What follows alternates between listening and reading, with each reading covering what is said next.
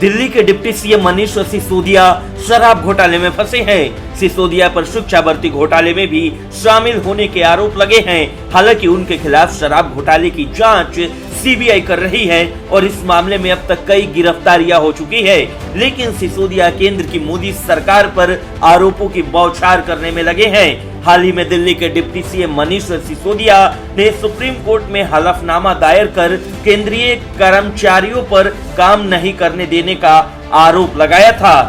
उन्होंने अपने हलफनामे में कहा था कि केंद्र के नौकरशाह दिल्ली सरकार को लगातार काम करने में अड़ंगा डाल रहे हैं। इन अड़ंगों की वजह से कई ऐसे फैसले अटके हुए हैं जिससे आम जनता का हित हो सकता है। अब इसी के जवाब में केंद्र सरकार ने हलफनामा दायर कर सिसोदिया द्वारा लगाए गए आरोपों को गलत बताया।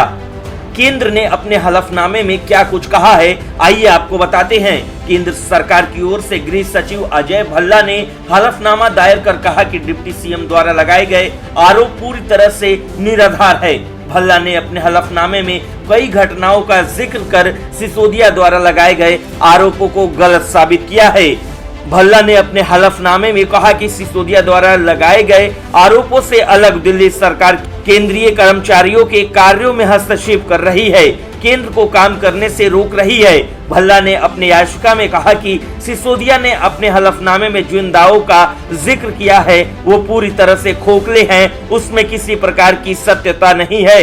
हालांकि केंद्र सरकार के हलफनामे को लेकर दिल्ली सरकार की ओर से कोई प्रतिक्रिया सामने नहीं आई है। बता दें कि दिल्ली और केंद्र सरकार के बीच कई मसलों को लेकर विवाद चल रहा है।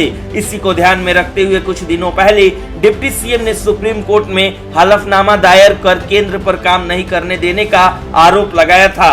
अब ऐसी स्थिति में ये पूरा माजरा आगामी दिनों में क्या रुख अख्तियार करता है, इस पर सभी की निगाहें टिकी रहेंगी। Bureau report, news job.